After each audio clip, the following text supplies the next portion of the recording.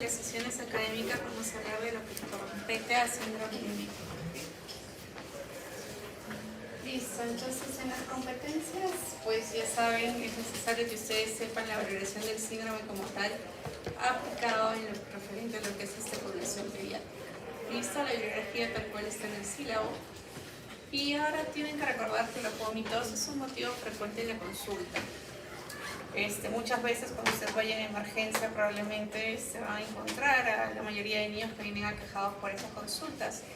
Y esto puede ser data de información referente a enfermedad aguda como tal o enfermedad crónica, y es ahí donde ustedes tienen que hacer la disquisición.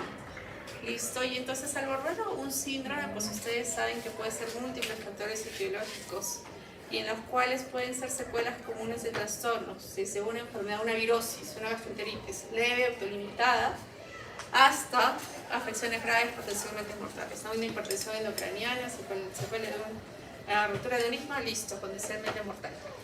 Y entonces estos estados patológicos, pues no solo involucran el gastrointestinal, si yo estoy sospechando de lo que son vómitos, sino puedo descartar lo que es neurológico, endocrino, renal, psiquiátrico y dentro de ellas considerar muy importante el grupo etario.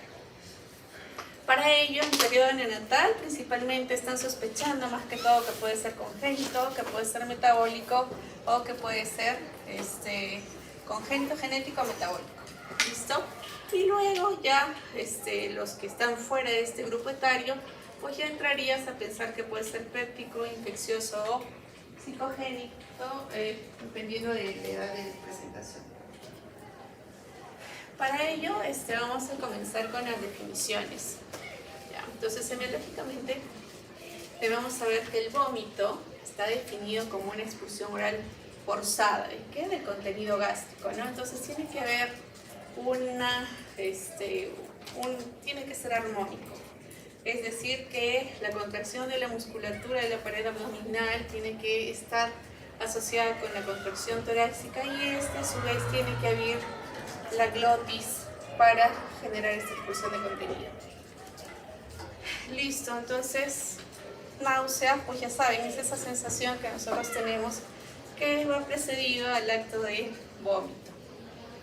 Y ahora regurgitación, muy importante.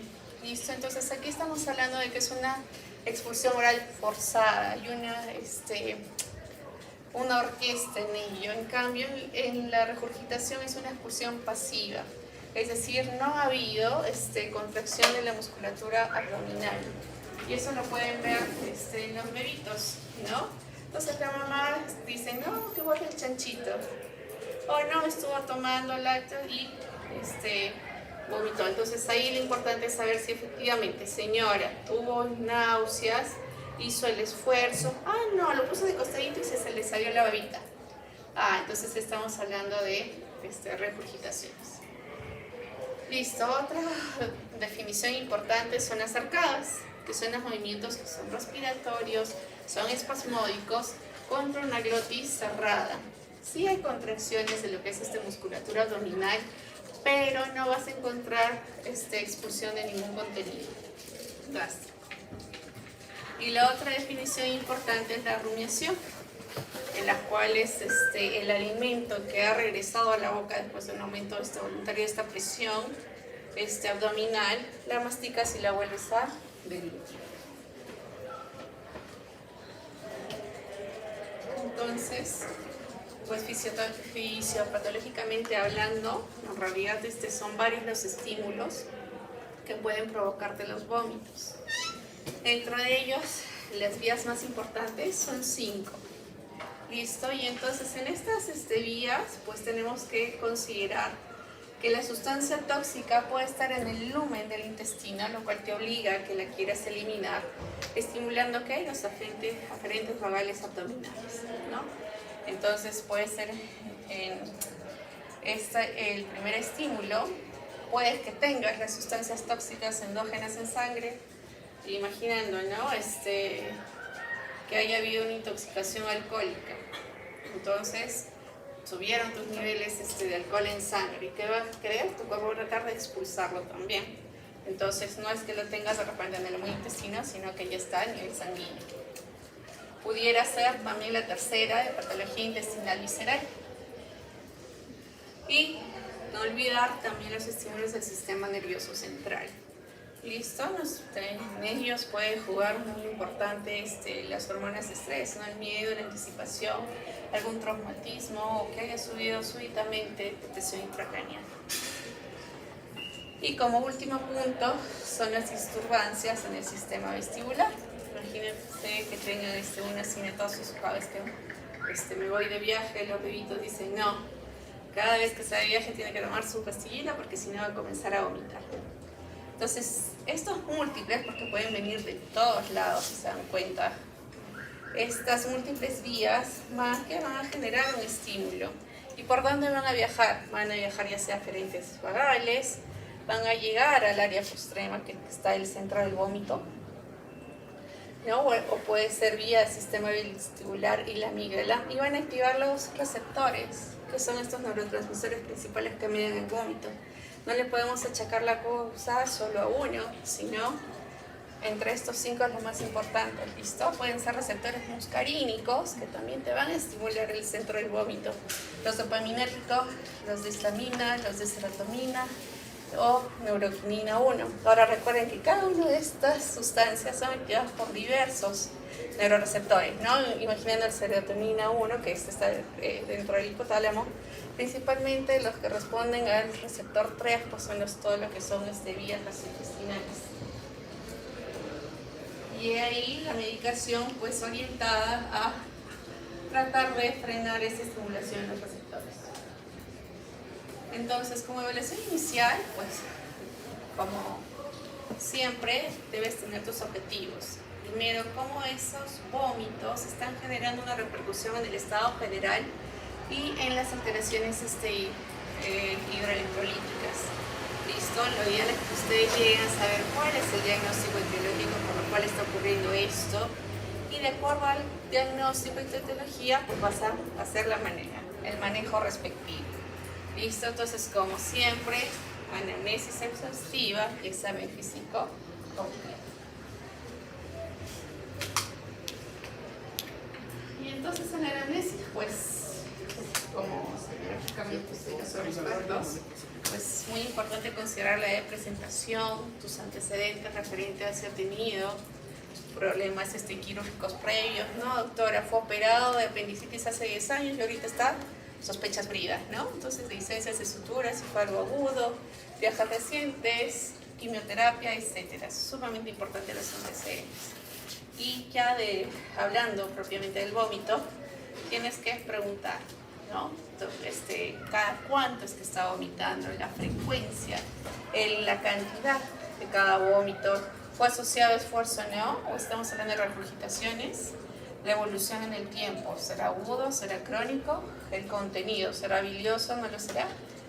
Ahora, síntomas asociados, ¿no? Entonces ahí viene fiebre, diarrea, ¿será algo infeccioso, será algo inflamatorio? ¿Cómo se estará comportando en el tiempo? Muy bien, entonces, en realidad, pues la etiología es variada y es múltiple, es propia del síndrome como tal, ¿no? Entonces, ustedes cuando revisen la literatura, pues van a encontrarse con muchas orientaciones. En este caso, pues les traje los cuadritos que te pudieran orientar a una causa extradigestiva o digestiva, pero muy importante en lo que hacen los criterios de definición es el grupo etario. ¿Listo? Entonces hemos recién nacido, pues principalmente causas extradigestivas, ¿no? Todo lo que pudiera ser infección de tracto urinario, meningitis, encefalitis, insuficiencia renal. ¿Por qué? Porque resulta que en la edad neonatal pues hay ya las vías de crecimiento y de maduración correspondiente en lo que es el sistema neurológico no están bien desarrolladas. Eso todavía son muy confusas. Entonces pudiera ser que estás frente a un problema de enfermedades metabólicas y pudieras confundirlo y te obliga al descarte de malformaciones geniturinarias, por ejemplo, ¿no? Entonces, enfermedades metabólicas, todos los errores innatos de metabolismo que pudieran haber, enfermedades del sistema nervioso central y Causas digestivas, pues ya vamos, tienes que diferenciar los que son sin datos de obstrucción y con datos de obstrucción. Principalmente los datos de obstrucción intestinal están referidos al contenido del vómito bilioso, que recuerden que ya es debajo de la ampolla de váter y ustedes ya verían el color verdoso propio de las secreciones biliares. Y entonces estarías sospechando ya que puede ser una estenosis, malrotación, duplicidad, páncreas, ilio, Hirschsprung o hernias incargerales. ¿No?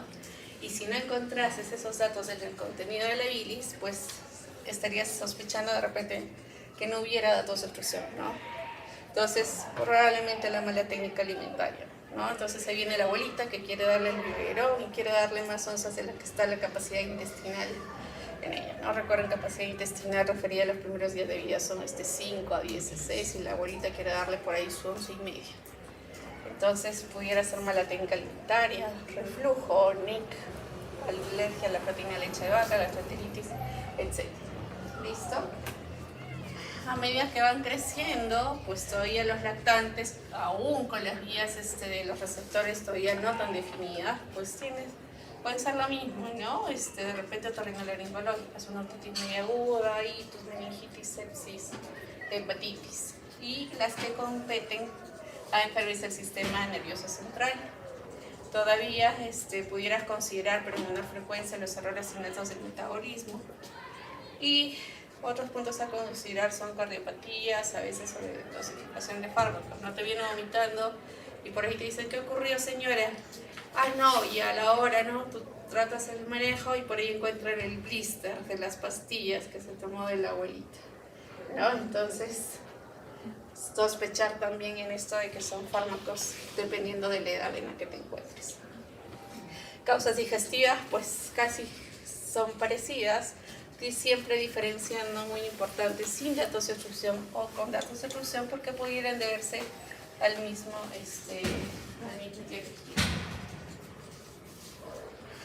Muy bien, un preescolar, pues si se dan cuenta, al igual que escolar, pues ya cambia un poquito lo que son las causas, pudieran presentarse ya en los preescolares otras, ¿no? Eso de meningitis y tubomas va a ser frecuente hasta la edad escolar. Y luego ya pudieran aparecer otras, ¿no? Cuerpo extraño, hemorragia intracraneal, hematoma, todo lo que concierne al sistema nervioso central. Acá ya tóxicos y fármacos también se vuelven otro punto importante a considerar. Y ya estarías pensando, ya por grupo etario también, en otras afecciones que pudieran ver sobre lo que es la vía digestiva, pensando en quirúrgicos como apendicitis o los no quirúrgicos como hepatitis, pancreatitis, dispepsia, reflujo, esofagitis. Y si tuvieras datos obstructivos, pues no olviden cuerpos extraños, importante. ¿Listo? Y bueno, todo lo que tuviera que ver con hernias incarceradas, invaginaciones, gastroparesis, todo esto asociado haciendo unidad clínica, ¿no? Entonces, invaginación, yo sé que voy a tener esos vómitos, le hago una ecografía, voy a encontrar el signo de la dona, entonces no pueden ser datos aislados. Lo mismo, pero siempre sin datos de obstrucción o con datos de obstrucción.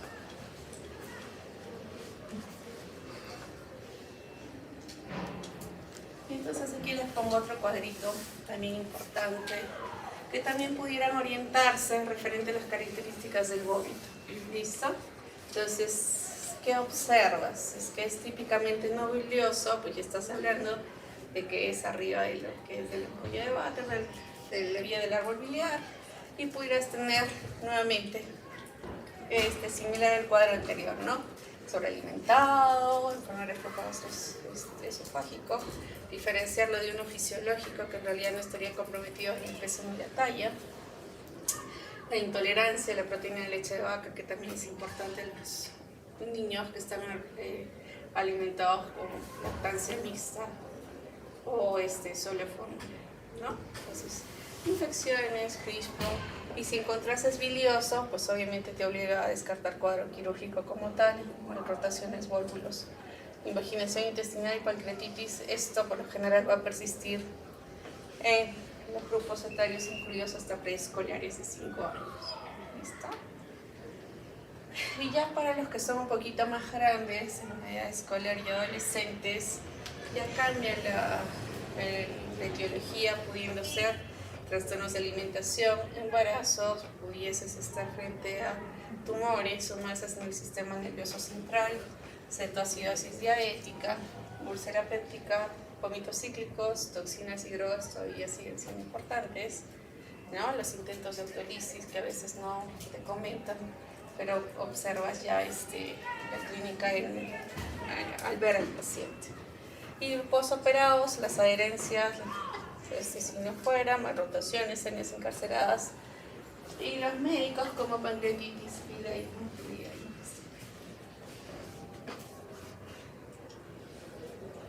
Muy bien. Referente a las características de los vómitos, es muy importante ver la cantidad. ¿Por qué? Porque si un niño, obviamente, hay mayores pérdidas ocasionadas por vómitos y hay un grado de intolerancia, tú estás diciendo, este niño se me va a deshidratar. Y en mayor o menor grado puede ir desde una deshidratación leve hasta llevarte a una severa. Y obviamente si estás en una deshidratación severa ocasionada por pérdidas, pudieses, aunado, imaginémonos, a diarreas, estarías frente a una hipovolemia, secundario a un shock hipovolémico y demás, ¿no? El esfuerzo, ya hemos dicho, es importante que ustedes hagan, porque para las mamás todos los niños vomitan con esfuerzo, ¿no? Y entonces te dicen, ¿cuándo es en proyectil? Y lo más objetivo pues es que colocar al niño y ponerlo en la rodilla y decirle, señora, si vomitase, llega y poncharía la pared. No. Entonces no está, no es en proyectil. Porque para las mamás, pues eso es difícil diferenciar cuando ustedes hacen esas diferenciaciones semiológicas. Y si hay reflujo, eso, vomitar asociado al esfuerzo. Ahora, tu evolución, ¿no? Esos son vómitos que estuvieron solo, no doctora, solo fue en las últimas 24 o 48 horas. No, está vomitando desde las 3. Listo, entonces los que progresan, los que empeoran en horas a días, estás pensando que pudiese ser una patología más grave, ¿no? Entonces estarías frente a una cetoacidosis diabética. ¿O qué tal esos vómitos que típicamente no eran biliosos, ahora se vuelven biliosos y ahora están asociados a mayor esfuerzo y mayor volumen? Entonces estará obstruido, tendrás un vólvulo por ahí, o una hipertensión intracraneana, ¿no? Se tapó la válvula de derivación que tenía el niño con hidrocefalia y comienza a hacerte el síndrome hipertensivo. Entonces, ver eso, cómo está poniéndose en el progreso. No, doctora, vomitó ahora y luego sí tolera. Ay, no, ya no me vomitaba en las últimas 2 horas. Estás diciendo, ok, está estacionario, no progresa, ¿no? Entonces, con ello y aunado al paciente, pues dirías, ok, no hay nada orgánico grave que pudiera ser, ¿no? Y el reflujo gastroesofágico. No, doctora, hace 2 semanas que me vomita, pero solo me vomita 2 a 3 veces al día. Y tú cuando lo valoras, está hidratado, no encuentras nada en el examen físico, sus curvas de crecimiento están bien. Ok, entonces es un reflujo gastroesofágico, probablemente fisiológico, ¿no? Ahora, recidió antes.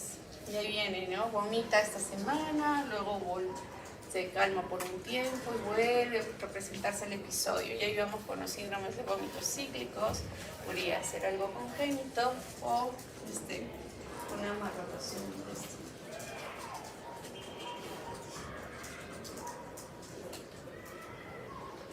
Ahora, señora, ¿qué es lo que ha vomitado? ¿No? Entonces, sangre, ¿no? Entonces, me acuerdo que cuando había un neonato, recuerden a veces con la mala técnica de lactancia, la mamá pues tiene heridas en los pezones. Y entonces, ¿qué sucede al lactar? Recuerden que la sangre pues es irritante, ¿no? Y entonces la mamá encuentra el vómito y dice, doctora, no, algo tiene, algo en su estómago, se ha roto, está que llora, y encuentran ustedes la sangre con contenida. Entonces uno evalúa al bebé y no encuentra nada. ¿Y qué ocurre? Que pudiera ser eso, pudiera ser las heridas ocasionadas por la mala técnica de lactancia.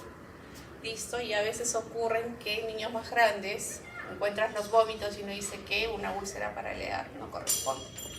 Pero ¿qué sucede? Que secundario la epistaxis se deglute y luego lo vuelven a expulsar. Entonces es muy importante ver las características, si es que es sangre, ya saben, ¿no? Roja rutilante o sangre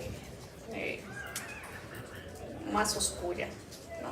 Entonces tienes que ver de dónde está viniendo, si es que son vías respiratorias superiores o no.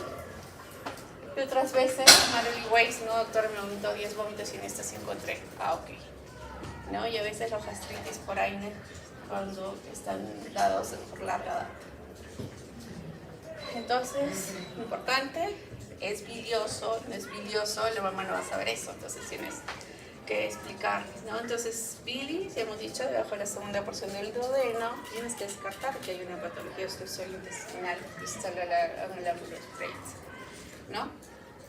Y si no son biliosos, pues baja tu probabilidad de que sea una obstrucción. Y si es que encuentras vómitos fecaloideos, pues ya es algo serio. Y vas a unir una niña acidótica, distendida, reducir ausentes. En realidad con un curso y la vas a observar, esa niña luce mal. ¿Listo? Referente a la frecuencia, obviamente si vomita más frecuente y no hay tolerancia oral, hay más probabilidad de producir deshidratación y de tener una causa grave. No recuerden que nosotros cuando valoramos la deshidratación es importante para que tú administres un plan, el A o el B, esa tolerancia, ¿no? Y entonces cuando ustedes les explican y les dicen, no señora, tiene que aprender los signos de alarma, dentro de los signos de alarma, no más de 5 vómitos en 4 horas o que vomite más de 3 en 1 hora, te habla de desintolerancia oral, y en las cuales tú ya deberías intervenir para ver si es que colocar un antiemético propio o valorar la rehidratación vía endovenosa o por gastrocrisis. Ahora, ¿está vomitando en relación con las comidas? ¿No? Entonces, los vómitos que son inmediatamente comer en un lactante, recuerden que la estenosis hipertrófica de Piller no se presenta igual entre las 2 a las 4 semanas de vida, y estos vómitos pues son asociados a vómitos en proyectil que impide poca ganancia. Entonces pues ahí te vas orientado a la causa. Y sobre la técnica de alimentación, ¿no? Entonces, ¿cómo está preparando la alimentación, la forma y la técnica de administración de biberones? ¿Por qué? Porque muchos niños pueden ser sobrealimentados. Y en esto ocurre pues que la técnica de lactancia materna, recordemos que por ejemplo por el primer mes de vida pues estaría recibiendo entre 100 a 120 mililitros y depende de tu capacidad gástrica, ¿no? Pero la técnica de lactancia que te puede estar lactando entre 15 a 45 minutos en promedio, la abuelita quiere que el biberón de las 2 a 3 onzas se los acabe en 5 minutos para estar feliz. Y entonces esa velocidad, ¿y qué ocurre? Y cuando esa velocidad es tan rápida no estimulas a tu gatillo y lleva a tu sensor de saciedad. Entonces el niño que va a seguir llorando de hambre porque se quedó a medio camino el estímulo y va a decir, ay, la abuelita que viene, voy a servir otra oncita más para que crezca, ¿no? Y entonces comienzas a ver, y el niño que va a ocurrir después ya va a estar saciado, barriguita distendida, le viene el reflujo y todo lo demás. Entonces, a pesar que no creían que a quién se le va a ocurrir, en realidad son unas cosas muy frecuentes que van a ver en consulta. Muy bien. Entonces la anamnesis pues sale algo bien completa y más que todo el examen físico, ya hemos visto que depende de estos 5 agentes etiológicos, pues vamos a dar unas orientaciones clínicas, ¿listo? Entonces si yo encuentro un abdomen con signos peritoneales, ¿no? Rigidez dental, hidroerosismo en oídos, un dolor difuso, estoy pensando que es un abdomen agudo, probablemente quirúrgico. Ictericia, pues recuerden que pudiera ser enfermedad hepatobiliar o incluso en los neonatos las infecciones por itus que son consideradas como serios o graves, pues puede generar esa ictericia transitoria no ocasionada por problema hepático. ¿No? Cicatrices quirúrgicas, bridas y adherencias en pacientes posoperados, y lo que compete a distensión abdominal, efecto de masa, edema, no encuentras los ríos intestinales, no, tienes teoría que descartes algo obstructivo. Y por el otro lado, si estás pensando en algo neurológico y encuentras nistagmo, tortícolis, papiledema, alteración de los reflejos, diásomeres, fontanela de tensión, tú estás diciendo no, ya aumentó la presión intracraniana, estás frente a un síndrome de hipertensión endocraniana, pudiera ser por MED, pudiera ser por algo adicional, y de repente si no, doctor, es que por hidrocefalia le colocaron una válvula y está con su derivación ventrículo-peritoneal. Ok, y ahora ha comenzado, ¿se habrá obstruido la válvula? ¿No? Entonces, en niños que observen hipertrofia periodontidia, hipersalivación, y por la edad, grupo etario importante porque pudieran comenzar en adolescentes, cada vez los estamos viendo más temprano, de repente es una buena.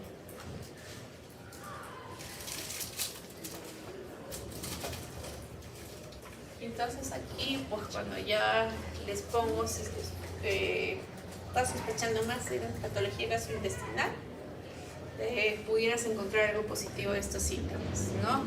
Los vómitos biliosos, principalmente en neonatos cuando estás sospechando obstrucción intestinal, ¿no?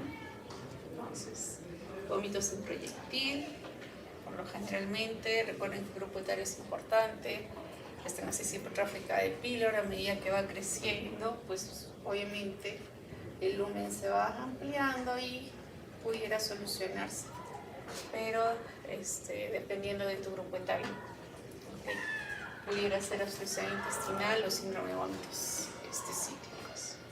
Hematemesis, pues hay que ver la intensidad, la cantidad, ¿no? Si es que es severa, pudiera ser varices esofágicas, ¿no? Pero ya tendrías tu antecedente de un cuadro hepático, una hepatopatía de fondo. Y las leves, pues puede ser debido a esta injuria en el esófago, que son los desgarros de Mallory Weiss o estómago, por el prolapso, por los vómitos recurrentes y persistentes. No, doctor, en los últimos 48 ya me he vomitado más de 15 veces en el día y he encontrado restitos de sangre. Ok. Listo, hematoquesia, ya saben las características del intuso sepsial, ¿no? Las heces en jalea de Grosella, ese dolor alcohólico tipo intermitente que no responde, o sea, que es intermitente y recurrente, y los vómitos, ¿no? Especialmente en quienes, en lactantes e infantes, los sospecharías principalmente entre los 2 a 3 años de vida, o pudieras estar frente a algo inflamatorio, ¿no? Las enfermedades inflamatorias intestinales o la colitis infecciosa. Referente a la distensión abdominal marcada y signos peritoneales, bueno, recuerden el grado de la obstrucción. Estarás en una obstrucción alta, estarás en una obstrucción baja, ¿no? Por ello dice, ¿cómo estará el grado que dice que estará perforada? ¿Estará granulosa, pulmonosa? Y ahora, si tú dices, no es gastrointestinal, tiene que ser otra cosa. Al abdomen no le encuentro ninguna patología. Y entonces comienzas a hacer tu examen físico. Y dices, no, doctora, ¿sabe qué? Le encontró la fontanela que está bombada, hipertensa, cerebrocefalia, estarás frente a una MEC. Y te dice, oh no, me duele la cabeza y aumenta los vómitos, y esos vómitos no son asociados a náuseas, doctora, y todos los días le da a la misma hora. Estarás frente a una masa del sistema nervioso central, secundario de la presión intracraneal aumentada, ya estarás frente a una hipertensión endocraniana idiopática. O traen en emergencia y viene el paciente con conciencia alterada, convulsionando, ya encuentras que está convulsionando probablemente focalizado, más. Lo primero, ingestión de tóxicos. No, es que dejó las pastillas la abuelita, o no, a veces se toman el jarabito porque estaba rico. ¿Listo? O estarás frente a una cetoacidosis diabética. ¿No? Además es el sistema nervioso central, valores innatos del metabolismo. Siempre importante depende del grupo etario. O pudieras encontrar signos físicos de trauma. No, doctor, estuvo jugando fútbol, le cayó un pelotazo porque es el arquero y se chancó contra el palo y comenzó a vomitar. Ese será el motivo de la injuria y estará comenzando a hacerte un hematoma subdural. No, la pelota le cayó en el estómago, lo dejó sin aire, está frente a una contusión hepática o estarás frente a un hematoma duodenal. Ahora, no, está hipotenso y está desproporcionado a lo que te cuento. O una hiponatremia, hipercalemia, crisis adrenal. Felizmente que recuerden que en etiología, pues en la incidencia de crisis adrenales está más lejitos, no está tan incidente.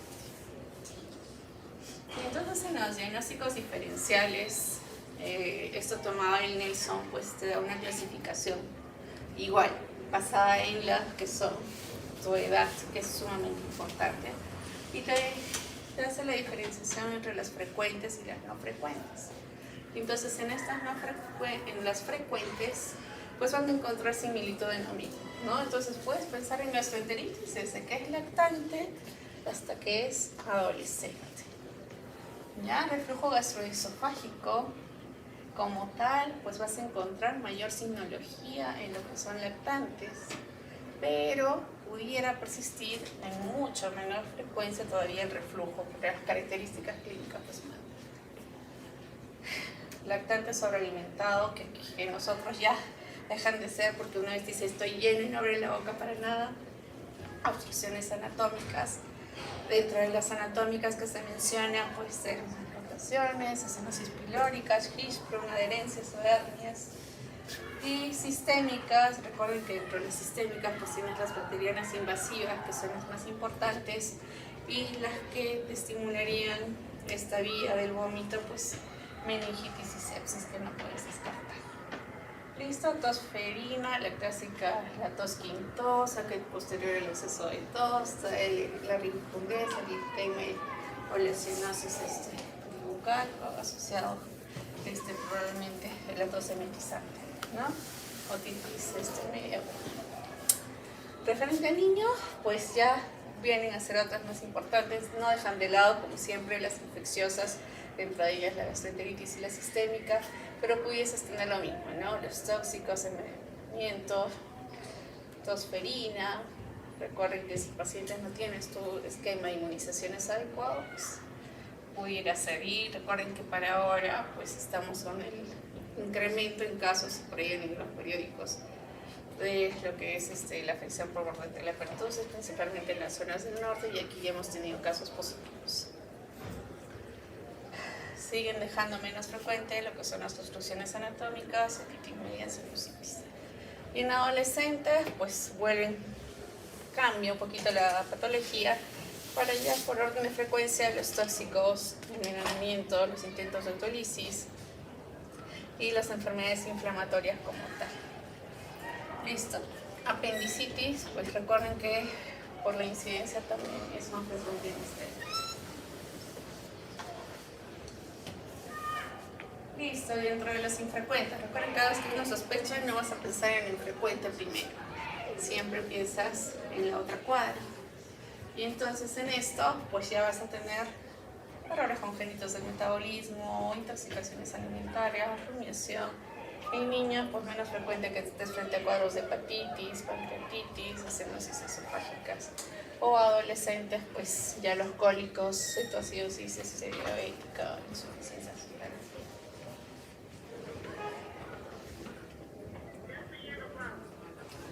Les he puesto esto de síndromes de vómito cíclico porque muchas veces lo han podido escuchar y pocas veces hacemos las definiciones. Y entonces en estos consensos recuerden que al ser síndrome pues no tenemos la etiología conocida como tal, porque ya hemos visto con estas áreas y estas vías que estimulan nuestro sistema del vómito Pues pueden ser muchas causas, desde genéticas, desde inflamatorias gastrointestinales, desde metabólicas. Y entonces, pues tienen que cumplir ciertos criterios, ¿no? Entonces, en 6 meses, más o menos puedes tener 5 episodios de vómitos. Pero recuerden que es un criterio de exclusión. Tienes que haber descartado todo para que digas, este niño no sé por qué me vomita, ¿cumplirá con esto? Y entonces, o mínimo 3 episodios en 6 meses. Y estos vómitos son tan intensas, las náuseas y los vómitos en 1 hora, y pudieran llegar desde tan cortos de 1 hora como hasta 10 días de duración. Pero el intervalo de ser asintomático y continuar es más o menos 1 semana de diferencia. ¿Listo? Entonces, ¿qué otra cosa es importante? Que los vómitos van a ser mayor o igual a 4 veces por hora o durante más de 1 hora. Y luego vuelve a la normalidad, restablecimiento del estado general entre los episodios, y tú ya descartaste otra patología orgánica secundaria. Y el tratamiento pues te la dan dependiendo de lo que estés. Si estás frente a una profilaxis para evitar que aparezcan estos episodios, o si es que está ingresando el episodio, pues ya comenzar con la medicación. ¿Listo? ¿Y cómo manejarías el tratamiento agudo de la crisis? Pues ya estás pensando en dar antiemético, rehidratar. Lo más importante es rehidratar, controlar los vómitos y ya considerar ansiolíticos sedantes y el protector gástrico para evitar las posibles complicaciones como el síndrome de Maillard. Ok, entonces otro punto a considerar son los signos de alarma. Cuando es que los vómitos sí te van a preocupar y decir, sí señora, regresa a emergencia por esto, o me preocupa y está algo grave y esta es una patología que tengo que descartar. ¿No? Entonces, entre los signos de alarma no específicos, en un neonato, que un vómito más de 12 horas. ¿Listo? O que el niño de menor de 2 años esté vomitando más de 24 horas. O el niño mayores de 2 años esté vomitando más de 48 horas. Entonces, ¿qué tienes que descartar? Que haya una normalidad hidroelectrolítica. O que estés frente a un desorden metabólico o enfermedad sistémica. Y está haciendo fiebre, y está más aletargado, y está con tendencia al sueño, sí, no, y todo depende, ¿no? Entonces, letargia profunda pudiera ser algo sistémico o metabólico. Y pérdida significativa de peso, ¿no? Entonces, imaginémonos que vomita más de 10 veces, considerando que tu neonato pues tiene agua corporal total en un 60%, pues ahí encuentras los grados de deshidratación. No, lo observas que está con hidratación, tiene que ver porque es la causa de los vómitos. Y entonces, de acuerdo a tu árbol y cómo vas a hacer tu planteamiento de diagnóstico, pues tu sospecha clínica manda y de acuerdo a eso tú pedirás los exámenes auxiliares. Y entonces en ellos te dicen considerar, ¿no? Si tú estás pensando que pudiera ser una obstrucción, una gastritis, una enfermedad ulcerosa que esté causando una anemia y deficiencia de hierro, pues un recuento sanguíneo completo, ¿no? O también si estás frente a una enfermedad sistémica, electrolitos, urea, creatinina, si estás pensando justamente en estas anormalidades electrolíticas y pudieran estar asociadas con otra vez la misma, gastrointestinal, adrenal, metabólico, sistémico. Urea, creatinina, sospecha de enfermedad renal. Recuerden cuando tienes una alteración en la urea y comienzas a presentar ya las alteraciones que llegan al sistema nervioso central. Entonces, problemas, estás pensando que hay una afección en el árbol biliar, transaminasas, ¿no? TGO, tu TGP, tus bilirrubinas, tu gamma-transpeptidasa. Estás pensando que por ahí hay una enfermedad hepática de ese. Amilasa, lipasa, elevada en pancreatitis aguda, haciendo las consideraciones, pues dependiendo de tu cronología. Neumonía plasmático rupturas marinas, cuando estés pensando en errores innatosos en metabolismo orientados principalmente a edades neonatales. ¿Listo? Entonces, amonio, la encontrarás alterada en las el ciclo de la urea, por ahí galactosemas, intolerancias, que en los cuales ya tendrás que pedir no solo eso, sino ya todo un grupo de exámenes. Y referente a los imagenológicos, pues en casos de obstrucción intestinal que ustedes han aprendido en cirugía, ¿no? Niveles hidroaéreos, la ausencia de los ruidos, radiografía abdomen simple. Y estarías pensando en placas heridas de radiografía abdominal superior, estás viendo justamente eso, ¿no? Problemas gastrointestinales. Tomografía o resonancia, valorar de acuerdo a la patología que presente, ¿no? Entonces, eso es importante. Ecografía abdominal se te dice que es importante, pero es operador dependiente. Y también te ayudaría para valorar la estenosis pelórica o intususcepción, verliquiasis, obstrucciones, coliquiasis, problemas de nefropatía aguda o pancreatitis, ¿no? Referente a vaciamiento gástrico por antibióticos, bueno, esto si estás pensando ya en una gastroparesia y te daría la data de información enfermedad crónica. Entonces, endoscopía depende de tus sospechas. ¿Y cómo lo vas a manejar? En realidad, pues, al ser tantas patologías, es muy difícil que vayamos a hacer un plan como tal, como rajatabla, ¿no? Pero tiene que estar orientado. Si tú ya estás sospechando que tienes una base, recuerda la naturaleza de esos vómitos. No, yo sé que me vino porque se tomó las 20 pastillas de que encontró la abuelita. Pues que estaré pensando, hacer de repente lavado gástrico, daré naloxona en el caso de intoxicación de benzodiazepinas, dependiendo de lo que tengas. ¿Listo? Entonces depende de qué estás pensando en la naturaleza de los vómitos. Y mientras eso ocurre, tú tienes que dar tu tratamiento de soporte, porque si te vienen desfibrilaciones electrolíticas, vas a tener que corregirlas esas, mientras aún todavía de repente no llegaste a qué es lo que está causando, pero sí tienes que soportarlo hasta que te encuentres. Ahora, referente a los antieméticos, no se recomienda su uso en vómitos si es que tú todavía no sabes la causa, porque al contrario te pueden ayudar a hacer esta diferenciación. ¿Listo? Incluso tampoco por anormalidades anatómicas o patología quirúrgica, no está indicado en casos de obstrucciones intestinales, sino tienes que saber para quiénes, ¿no? Pero imaginémonos que tu niño está con una gastroenteritis, está con una intolerancia oral, está con una deshidratación de segundo grado. Recuerden que uno de los centrones es el único antiemético, antirreceptores 5-HT3 del serotoninérgico, que sí tienen evidencia comprobada.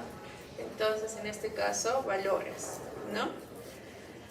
Y siempre he usado más de 6 meses. Entonces, tú lo usaste, pero recuerden que si no es otro, los diagnósticos pueden ocultar la etiología. Y también tienes que considerar, como toda droga, cuáles son sus efectos adversos. Acá, por lo que les estoy colocando la dosis, en el caso fuera vía oral, ¿no? ¿Qué es lo que nosotros utilizamos para el caso de gastroenteritis aguda para prevenir la hidratación en vía endovenosa, que se le usa como dosis única? ¿Listo? Y si llegaras ya a dar un esquema de rehidratación como dosis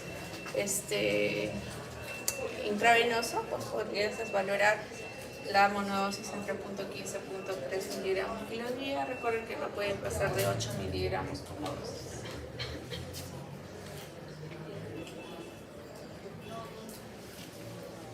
Entonces, tu tratamiento de soporte, si es que está obstrucción, pues harás cirugía.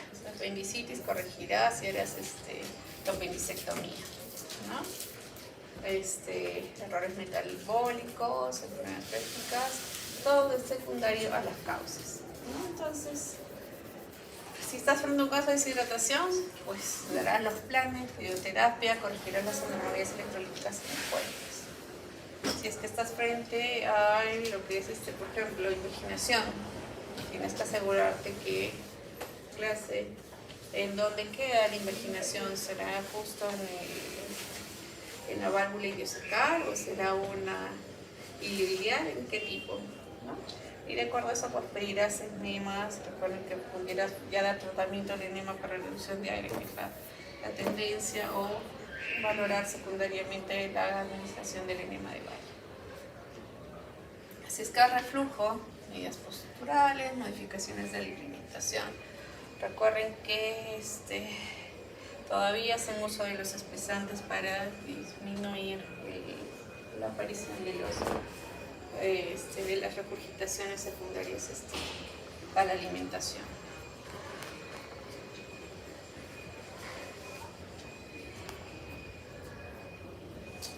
Y en farmacológico, pues está indicado de acuerdo a la patología que estés frente a la que te encuentras, ¿no?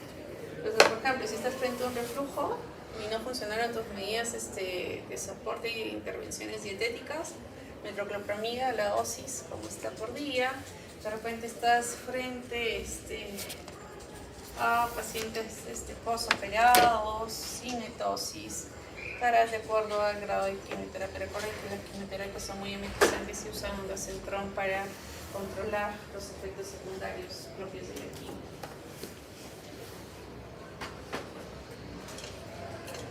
Y lo mismo, las complicaciones van de acuerdo al soporte. Si tienes una alteración metabólica, tendrás que corregir la alteración metabólica como tal. ¿Listo? Nutricional, pues tendrás que solucionar el problema de nutrición, de los problemas de desarrollo. Si estás frente a un problema de respiración, de vómito, pudieras tener niños que se aspiren la vía, pudiese ser una neumonitis, una neumonía, pues recién entre 8 y 10 horas post efecto respiratorio, ¿no? Post episodio. Entonces, valorar estas complicaciones que pudiesen presentar secundarias al cuadro de vómitos. Muy bien, eso es todo lo que tenía para ustedes. ¿Alguna duda, pregunta? En realidad, pues algo muy en específico, son muchos agentes patológicos y como tal ya implica pues una buena anamnesis, un buen examen físico para orientar los exámenes que vas a hacer. Listo, gracias, chicos.